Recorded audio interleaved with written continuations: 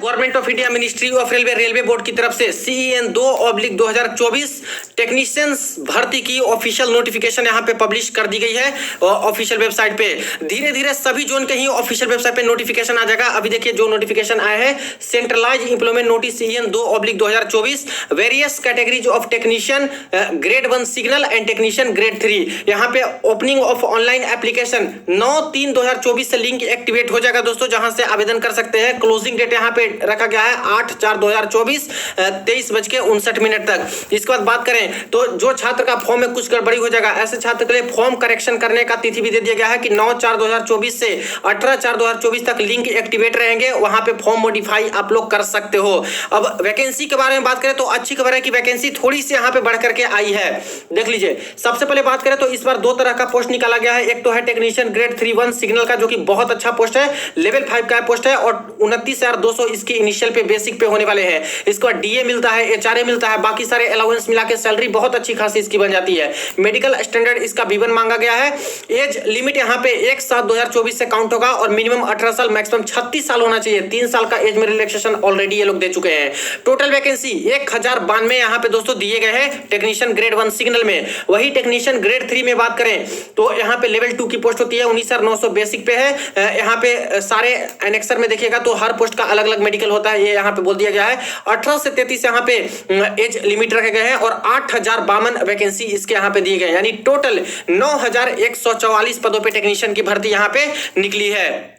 यहाँ पे एक चीज साफ साफ मेंशन इन्होंने कर रखा है दोस्तों कि candidate waiting for final result of prescribed educational technical qualification are not eligible to apply. यानी जिनके पास ITI की डिग्री नहीं है या फिर जो पोस्ट के लिए यहाँ पे एलिजिबिलिटी रखते हो और उसकी डिग्री आपके हाथ में नहीं मिली है, अभी तक डिग्री नहीं आई है, तो ऐसे केस में आप लोग आवेदन नहीं कर पाइएगा, यानी अपियरिंग वाले आवेदन यहाँ पे नहीं कर पाएंगे। अब लास्ट तिथि यहाँ पे रखा गया दोस्तों आवेदन करने का 8/4/2024। तो 8/4/2024 तक अगर आपको सर्टिफिकेट मिल जाते हैं, चाहे ITI की बात कर ले, चाहे 12th की बात करें, चाहे ग्रेजुएशन की बात करें, चाहे जो पोस्ट है उसका एजुकेशन क्वालिफिकेशन का डिग्री मिल गया, तब समझिए कि आप लोग आवेदन कर सकते हो।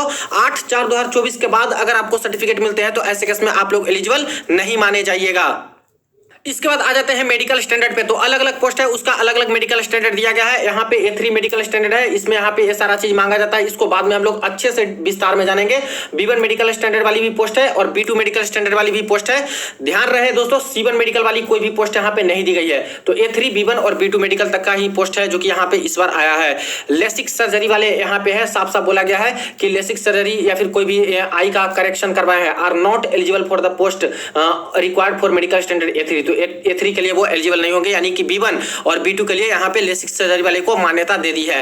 इसी तरह से नीचे बात करते हैं तो एज लिमिट यहाँ पे इस तरह से दिया गया है। टेक्नीशियन ग्रेड 1 में बात करें तो यहाँ पे दिया गया है 18 से 33, जो कि पहले था, ठीक है, जो कि अभी CEN में जो आया है बदलाव करके वो 18 से 36 यहाँ पे हो चुका है। तो ये वाला अब पढ़िएगा, यही आपका मेन नोटिफिकेशन है, ठीक है। यानी कि UR की बात कर ले और EWS की अगर बात करें तो मिनिमम 18 साल वाले और मैक्सिमम 36 साल वाले एलिजिबल है। किसके लिए? ग्रेड 1 में आवेदन करना चाहते हो तब। बाकी OBC वाले छात्र को एक्स्ट्रा 3 साल का रिलैक्सेशन मिलेगा, तो इसमें यहाँ पे 39 साल वाले भी आवेदन कर पाएंगे और SC ST वाले का 2 साल का एक्स्ट्रा रिलैक्सेशन मिलेगा और OBC से भी यानी 5 साल का टोटल मिलता है, तो 2 और इसमें जोड़ दी, यानी 41 साल वाले भी छात्र हैं SC ST वाले जो आवेदन कर पाएंगे।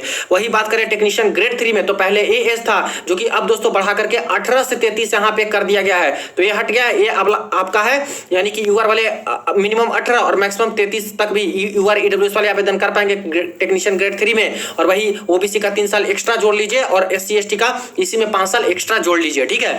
इसी तरह से यहाँ पे और भी क्राइटेरिया है जो कि इस तरह से मेंशन कर दिया गया है। मेन चीज हम लोग देखेंगे यहाँ पे फॉर्म फी के बारे में बात करें तो फॉर्म फी जो UR वाले छात्र हैं, जो EWS वाले छात्र हैं और जो OBC वाले छात्र हैं, उनको 500 रुपए फॉर्म फी के तौर पे देना होगा। 400 रुपए एग्जाम देने के बाद रेलवे वापस कर देगी आपके खाते में। वही दोस्तों बाकी जो कैंडिडेट बच गए SC ST, ex serviceman, female, transgender, minority community, economically backward class, EBC, ये सब के लिए 250 रुपए लगेंगे और एग्जाम देने के बाद 250 रुपए आपके अकाउंट में रेलवे वापस कर देगी। अब आ जाते हैं फ्रेंड्स रिक्रूटमेंट प्रोसेस में। अब रिक्रूटमेंट प्रोसेस में बहुत बड़ा बदलाव यहाँ पे हुआ है दोस्तों। साफ साफ मेंशन किया गया है recruitment process shall comprise of the following stages. सबसे पहले यहाँ पे आपका कंप्यूटर बेस्ड सीबीटी एग्जाम होगा दोस्तों, और इसके बाद डॉक्यूमेंट वेरिफिकेशन और मेडिकल टेस्ट होगा।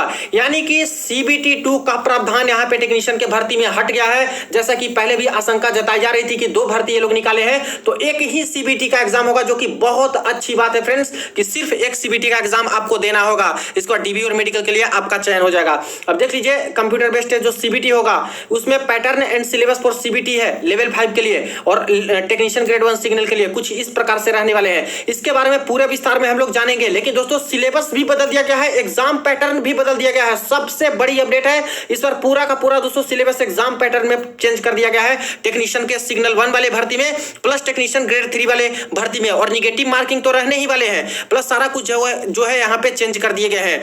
इसी तरह से बात कर लें तो देख लीजिए कि एग्जाम के मैकेनिज्म है वो क्या हो गया है। टेक्नीशियन ग्रेड 1 सिग्नल के लिए जनरल अवेयरनेस से 10 क्वेश्चन 10 नंबर के, जनरल इंटेलिजेंस से 15 क्वेश्चन 15 नंबर के, कंप्यूटर एप्लीकेशन से 20 क्वेश्चन 20 नंबर के, यानी कंप्यूटर का अलग से ही एक तरह से आपको पढ़ना होगा क्योंकि 20 क्वेश्चन का वेटेज, मैथमेटिक्स का 20 क्वेश्चन 20 नंबर का, बेसिक साइंस एंड इंजीनियरिंग के 35 क्वेश्चन 35 नंबर के, ये आपके रहने वाले, यानी टोटल 100 क्वेश्चन 90 मिनट का समय मिलेगा। तो देखिए कितना बड़ा बदलाव है।